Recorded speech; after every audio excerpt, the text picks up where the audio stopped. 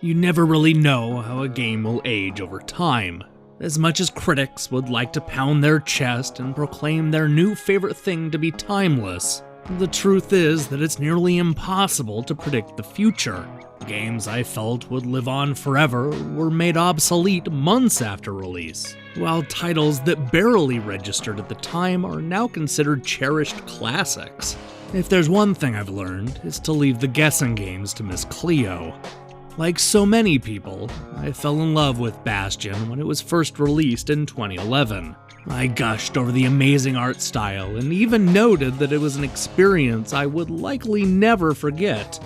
At the same time, I nitpicked that the gameplay was on the shallow side and the adventure was an example of style over substance. But even if those complaints are valid, I've spent a surprising amount of the last 4 years thinking about Bastion. It's a game that's really stuck with me, and having just played through the PlayStation 4 port, I'm starting to think that Supergiant Games' debut release is only getting better with age. You probably think you've heard this story before.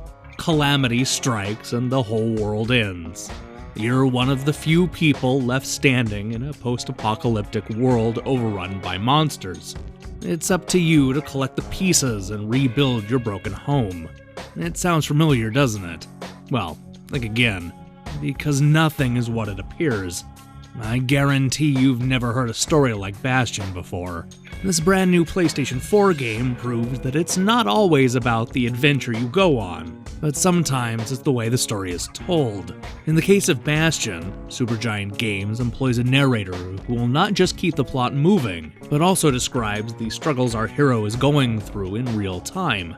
The result is wholly unique, a one-man show that tells a stirring, if not heartbreaking, story about trying to make everything right.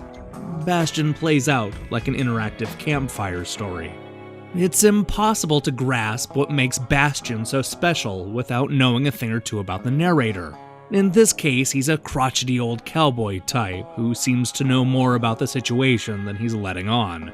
Every time the kid enters a room, the wise old narrator has something to say. This works to fill in some of the context of the world, while also adding a play-by-play to the action. Killing an enemy will result in the narrator giving us words of encouragement, while he'll openly mock our hero for falling off the side of the map. There isn't a comment for every action, but the developers have certainly given off the illusion that there's somebody writing a book to your on-screen actions.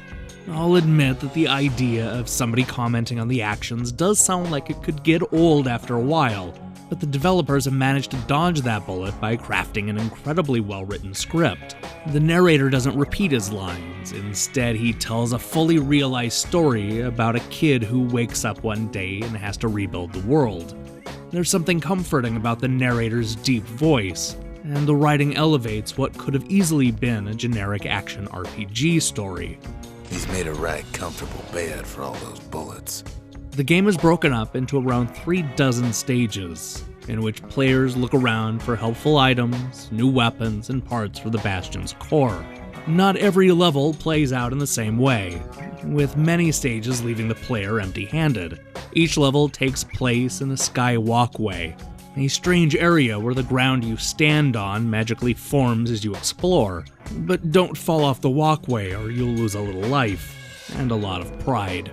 The combat is simple and allows our hero to hold 2 weapons at the same time, as well as one special move. The game is filled with a lot of predictable weapons that are made to look unconventional. You get a shotgun, rocket launcher, machete, crossbow, giant hammer, sniper rifle, and more. Each of these weapons can be upgraded in different ways, giving players an incentive to collect as much money as possible. Bastion understands how to keep things moving. The game clocks in at around 6 hours, which is the perfect length for this style of adventure. And on my second playthrough, with all my experience, upgraded weapons, and power-ups, the game only took half the time. The developers didn't add too much padding, instead giving players a satisfying adventure that neither feels too long nor short. It's worth noting that Bastion offers 2 completely different endings based on late-game decisions, giving players yet another reason to play through the story a second time. There's an argument to be made that the gameplay itself isn't especially deep, and the role-playing game elements are barely present. The level designs, while artistically unique, aren't the highlight of this game. Worse yet, I managed to get stuck in the game's backgrounds on a number of occasions. But none of these issues bothered me as much in this playthrough. Instead of wishing there were more combos to master, I found myself thoroughly riveted by the emotional story. The game employs a watercolor aesthetic, similar to what we saw in Braid. No matter what kind of environment the kid finds himself fighting in, the graphics are lush and give off a hand-drawn style I can't resist. The way the world builds itself up, and in some ways tears itself down, is unlike anything I've seen before. Bastion looks like it jumped off the pages of a children's book, which may be the biggest compliment one can give the game. As good as the graphics are, everything pales in comparison to the voice acting.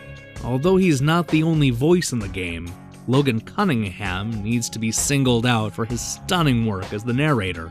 This is largely a one-man show, and he delivers the goods. As I played through the game, I pictured an aging cowboy type, somebody with a deep voice that commanded attention. My jaw hit the floor when I saw a picture of him on the internet. Forget Nolan North, Logan Cunningham needs to be in a lot more games. Bastion is a triumph in video game storytelling. The action is fast and exciting, but the entire experience is elevated by the running commentary and emotional story beats. The game's sharp visuals also help to sell the illusion. Bastion is a 4-year-old action game that doesn't feel like it's aged a day. In fact, I like it more now than I did back in 2011. How many games can you say that about? Hey, thanks for watching this review. Between this and Axiom Verge and Jamestown Plus, it sure does seem like there are a lot of great games lately. And there are some real heavy hitters still coming out later this month, including Shovel Knight. We'll be back with more reviews shortly, but in the meantime, you should check out some of our past videos and hey, subscribe to this channel. And this is the point where I leave a generic goodbye message, so aloha!